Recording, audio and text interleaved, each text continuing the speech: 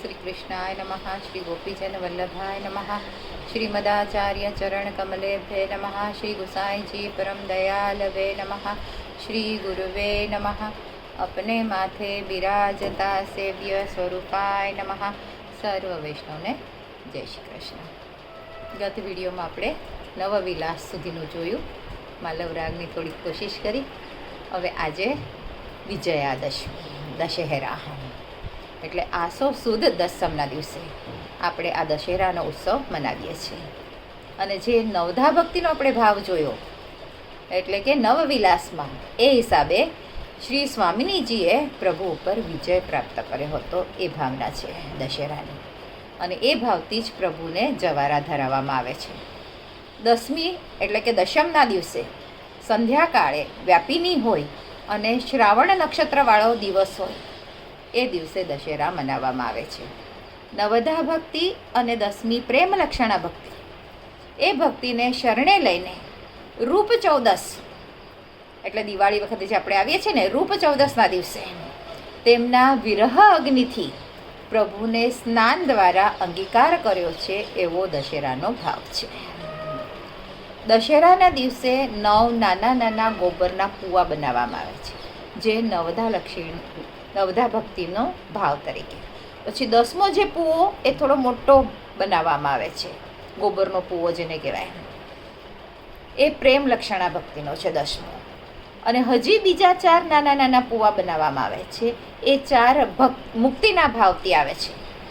અને ભક્તિ સ્વયં જ્યારે એકલી હોય છે, એકાકી હોય છે, ત્યારે એ લુખ્ખી હોય છે, પણ સ્વામિનીજી અને ચંદ્રાવલીજીના ભાવ અને અનુરાગ એમાં ભળી જાય છે, એમાં આવી જાય છે, અને ત્યાર પછી એને ભગવદ સંબંધ થાય છે, ત્યારે એ ભક્તિ રસરૂપા બને છે।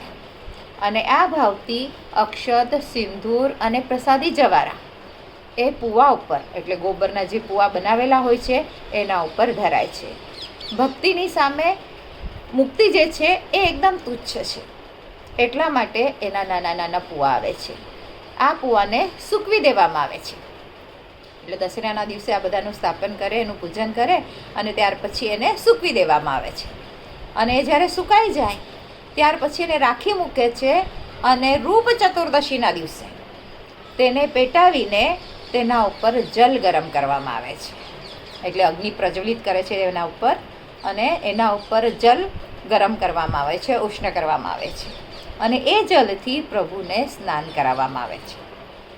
તો આના પાછળનો ભાવ એવો છે કે તે ભક્તિ, જે નવધા ભક્તિ, પ્રેમ લક્ષણા ભક્તિ અને 4 નાની નાની મુક્તિઓ, એ બધા જે ભાવ છે, એ બધી ભક્તિ તાપાત્મક બને છે, અને ત્યાર પછી જ પ્રભુના રૂપનો પ્રકાશ થાય છે। આ દશેરાને દિવસે પ્રભુની પાછળ જે પીછવાઈ સિંહાસન ઉપર જે વસ્ત્ર આવે છે, એ બધા સફેદ જરીના વસ્ત્ર આવે છે। શ્રી અંગ પર પણ સફેદ જરીના વસ્ત્ર આવે છે। પ્રભુને અભ્યંગ થાય છે, ચંદ્રિકા, શૃંગાર માણેકના હોય છે, કર્ણફૂલ પ્રભુને 4 ધરાવવામાં આવે છે, ઉત્સવનો ભારે એવો શૃંગાર પણ હોય છે।